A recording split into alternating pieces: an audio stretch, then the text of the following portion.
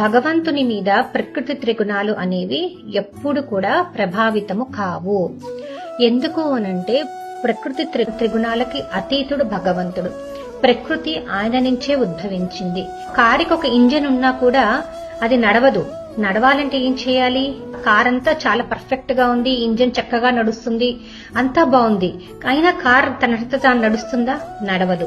అందుకే ఎలా అయితే ఒక కారు చక్కగా నడవాలి అంటే దాన్ని మార్గనిర్దేశం చేసే డ్రైవర్ అనేవాడు ఎలా ఉండాలో, అలానే ప్రతి జీవుడు ఎప్పుడైతే ఈ భౌతిక ప్రపంచంలో జన్మ తీసుకుంటారో అప్పుడు ప్రకృతి త్రిగుణాల చేత అతని దివ్యమైన స్వభావము ఈ త్రిగుణాలలో పడిపోయి కలుషితమైపోతూ ఉంటుందన్నమాట.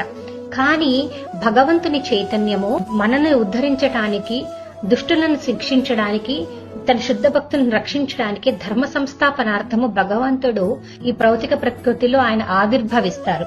మనమైతే జన్మిస్తాము, అదే భగవంతుడైతే ఆవిర్భవిస్తారు.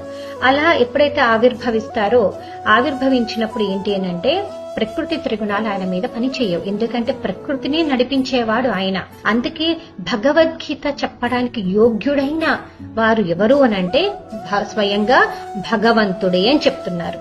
ఎందుకు చెప్తున్నారు అనంటే అదే శుద్ధ భక్తుడైన అర్జునుడి మీద ఎప్పుడైతే ఈ ప్రకృతి త్రిగుణాలు పనిచేశాయో అప్పుడు తన ధర్మాన్ని మర్చి నేను యుద్ధం చెయ్యను, ఒక క్షత్రియుడిగా ఏం చేయాలి? యుద్ధం చెయ్యాలి. ధర్మ యుద్ధం చేస్తున్నాడు. అది కూడా ధర్మం నిలబెట్టడం కోసం యుద్ధం చేయాలి అర్జునుడు అక్కడ.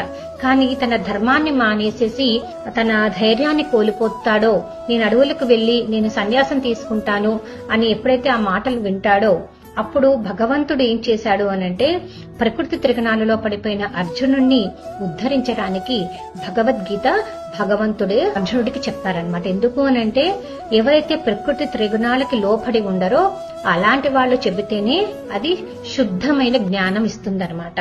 అయితే భగవంతుడే ప్రకృతిని నడిపిస్తాడు కాబట్టి ప్రకృతిని కంట్రోల్ చేసేవాడు ఆయనే కాబట్టి మిగతా ఎవరు కూడా ప్రకృతిని కంట్రోల్ చేసే శక్తి ఉండదు.